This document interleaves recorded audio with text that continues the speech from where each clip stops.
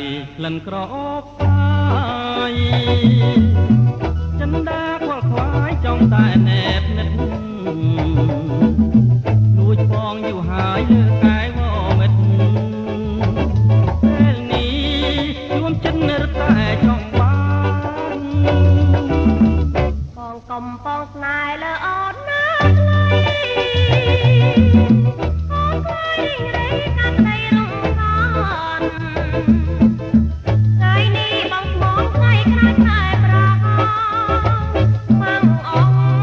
បណ្ដាលក្នុងដីស្នេហាជឿចងមិនខំទេស្រីបងស្នេហ៍ពិសីលើពីសង្ខាបងស្នេហ៍អូនពិតនិតប្រែសាវ៉ាហ៊ានស្បត់សច្ចាជូនទ្រពកល្យានបើស្មងប្រោសស្មាំងលើរូបអូន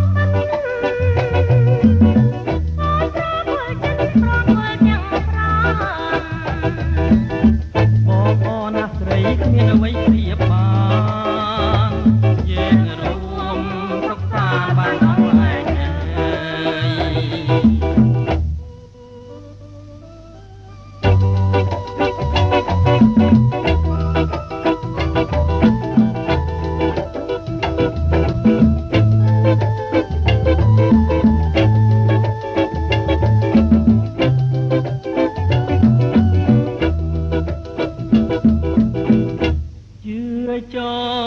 ជឿច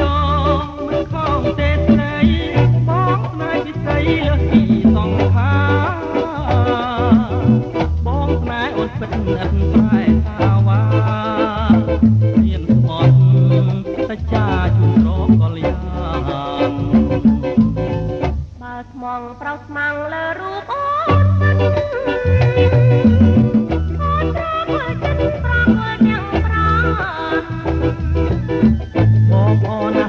គ្មានអ្វីព្រៀបបានយើងរួមសុខសាន្តបានអស់ឯងយើងរួមសុខសាន្តបានអស់ឯង